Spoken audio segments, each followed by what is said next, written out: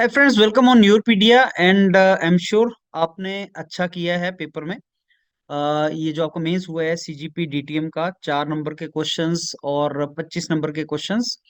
सुनने में ये आया कि 4 मार्क्स के क्वेश्चंस काफी इजी थे, बट ऑब्वियसली उनका जो वेटेज था वो 100 मार्क्स था।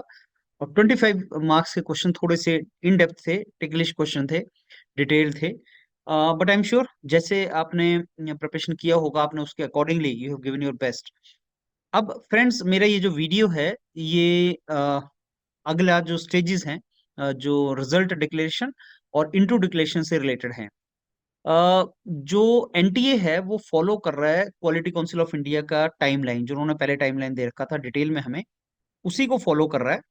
और उसके हिसाब से हम लोग प्रोजेक्ट कर सकते हैं कि आपका जो रिटन एग्जाम का रिजल्ट है वो तो कब कब तक आएगा, इंटरव्यू कब वो रखेंगे और इंटरव्यू में आपको कितना टाइम मिलेगा, इंटरव्यू का रिजल्ट कब आएगा और फाइनल सारा इंटरव्यू के बाद का रिजल्ट डिक्लेरेशन कब होगा। उसी का एस्टिमेशन प्रोजेक्शन हम कर सकते हैं ऑन द बेसिस ऑफ अभी तक जो 2 स्टेजेस एनटीए ने कंप्लीट की हैं, प्रिलिमिनरी और मेंस।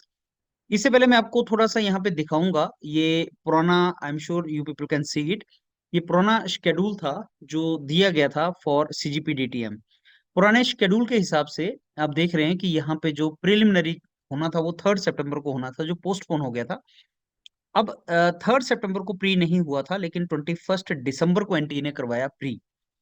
प्री और मेंस के बीच में पिछले शेड्यूल के हिसाब से जो टाइम दिया गया था वो 1 मंथ से कम था। 1 अक्टूबर को मेंस होना था और एनटीए ने 21 दिसंबर के बाद 25 जनवरी को मेंस करवाया। तो मोर और लेस 1 मंथ का टाइम तुम्हें मिला, 1 मंथ से थोड़ा सा ज्यादा आपको टाइम मिला इस बार। तो पहली 2 स्टेजेस प्री कंडक्ट करवाना और मेंस कंडक्ट करवाना, ये दोनों स्टेजेस एनटीए ने वैसे ही फॉलो की हैं जैसे पहला शेड्यूल दिया गया था। अब अगली जो स्टेज है वो है रिजल्ट डिक्लेरेशन ऑफ मेंस। यहाँ पे आप देख पा रहे हैं कि जो रिजल्ट हमने डिक्लेयर किया है वो 16 अक्टूबर को किया है। मेंस 1 अक्टूबर को हुआ था और उसके 15 दिन के बाद मेंस का रिजल्ट आया है। तो अगर मैं 15 से 20 दिन रख लूं, अब मैं टेंटेटिव बात करूंगा, मैं एग्जैक्ट बात नहीं करूंगा। तो अगर हम 15 दिन की बात करें तो ये 10 से 15 फरवरी तुम्हारा रिजल्ट आने का, मेंस के आने के चांस हैं। आप में से बहुत सा बच्चा गेट एग्जाम लिख रहा है एंड अब आपको, जैसा आपका मेंस हुआ है सीजीपी डीटीएम का, you should not even now think about कि आपका पेपर कैसा हुआ है। You should not waste your time on CGP DTM paper analysis now. उसको भूल जाओ, जैसा भी है अब मार्क्स आ जाएगा, रिजल्ट आ जाएगा। अब आप अपने गेट वगैरह एग्जाम के ऊपर फोकस कर सकते हैं बिकॉज बिजी शेड्यूल है तुम्हारा भी एग्जाम्स का आगे। लेकिन अच्छी बात यह है कि तुम्हारा सीजीपी डीटीएम का मेंस जो रिजल्ट आएगा वो गेट एग्जाम के बाद ही आएगा, 10 से 15 फरवरी को आएगा। मिड फरवरी को आपका मेंस का रिजल्ट आएगा। इंटरव्यू पिछले शेड्यूल के हिसाब से इंटरव्यू को आपको 25 दिन मिले थे। आप देखिए कि आपका जो डिक्लेरेशन रिजल्ट हुआ 16 अक्टूबर को हुआ और इंटरव्यू के शेड्यूल आ गए थे आपको। 1 वीक के अंदर आपको एडमिट कार्ड आ जाएगा और इंटरव्यू उसका 25 दिन के बाद शेड्यूल हुआ था। तो अगर मिड फरवरी को आपका रिजल्ट आ जाता है मेंस का, तो 3rd वीक ऑफ फेब में आपका एडमिट कार्ड इशू होने के चांस हैं। और 1st वीक ऑफ मार्च, अब हम टेंटेटिव बात कर रहे हैं, तो 1st वीक ऑफ मार्च में आपके इंटरव्यू का शेड्यूल आएगा जो 2 दिन के अंदर आपका कंप्लीट हो जाता था पिछले इसके हिसाब से। तो अभी भी 2-3 दिन में आपका सारा इंटरव्यू कंप्लीट हो जाएगा। और उसके 1 वीक के बाद, जैसे 11-12 को कंप्लीट हो गया, तो 5 दिन के बाद मतलब 17 नवंबर को रिजल्ट, फाइनल रिजल्ट डिक्लेरेशन था क्वालिफाइड कैंडिडेट्स का।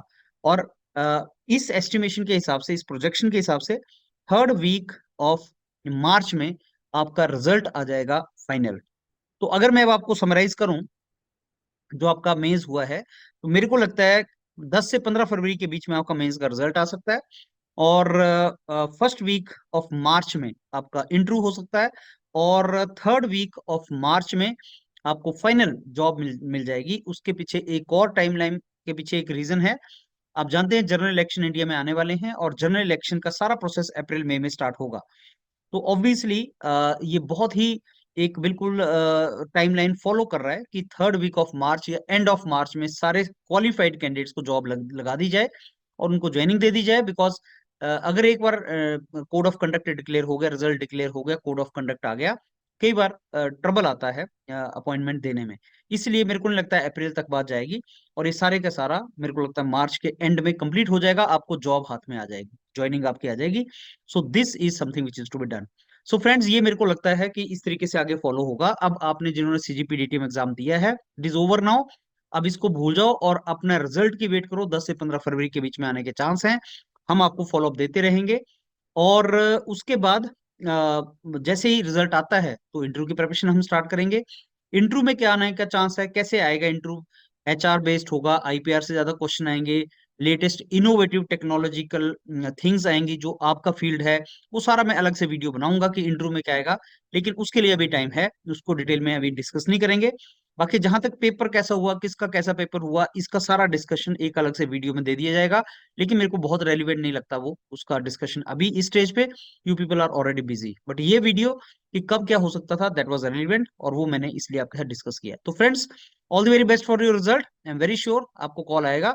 एंड होप रखो, जैसा भी पेपर हुआ है, अच्छा बुरा, मैं बहुत से ऐसे बच्चों को जानता हूँ जो बोलते हैं पेपर बहुत ही बेकार गया, इवेंचुअली उनको मिल जाता है जो चाहते हैं, उनकी सिलेक्शन हो जाती है। तो B positive for everything.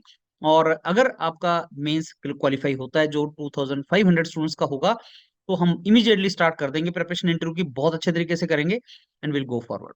All the very best for your result. Thank you.